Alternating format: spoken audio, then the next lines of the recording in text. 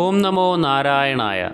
ഇന്ന് ശകവർഷം 1947 ഭാദ്രപദ മാസത്തിലെ പൗർണമിയാണ്.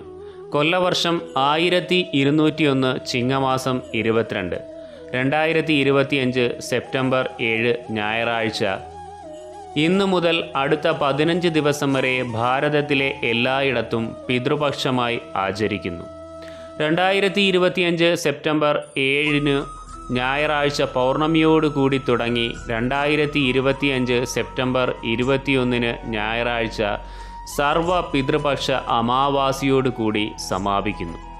പിതൃപക്ഷത്തിൽ വ്രതമെടുത്ത് തർപ്പണവും ശ്രാദ്ധവും നടത്തുന്നത് പിതൃക്കൾക്ക് മാത്രമല്ല, പൂർവികർക്ക് ജനന മരണ ബന്ധങ്ങളിൽ നിന്നും മോചനം സാധ്യമാകുകയും ചെയ്യുന്നു എന്നാണ് ആചാര്യന്മാർ പറയുന്നത്. ഈ ദിവസങ്ങളിൽ വ്രതമെടുത്ത് പൂജകളും ദാനധർമ്മങ്ങളും ചെയ്യുന്നതിലൂടെ ജീവിതത്തിലെ എല്ലാ പ്രതിസന്ധികളും നീങ്ങുകയും കുടുംബത്തിൽ സന്തോഷവും ഐശ്വര്യവും വർദ്ധിക്കുകയും ചെയ്യും എന്നാണ് വിശ്വാസം. കേരളമൊഴികെ ഭാരതത്തിലെ മറ്റു സംസ്ഥാനങ്ങളിലെല്ലാം ഭാദ്രപദ മാസത്തിലെ പൗർണമി മുതൽ കൃഷ്ണപക്ഷത്തിലെ 15 ദിവസം പിതൃപക്ഷം ആയി ആചരിക്കുന്നു.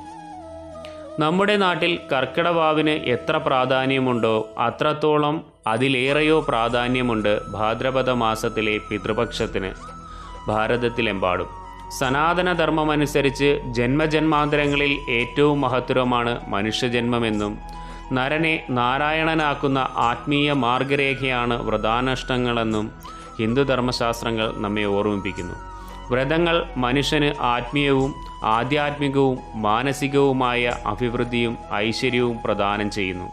പതിവ് പോലെ ഈ പിതൃപക്ഷത്തിലും വ്രതമനുഷ്ഠിച്ച് നമ്മുടെ പൂർവികരുടെ ആത്മാക്കളുടെ മോക്ഷത്തിനു വേണ്ടി ഏവരും പൂജയും ബലിയും തർപ്പണവും ചെയ്ത് പ്രാർത്ഥിക്കുക.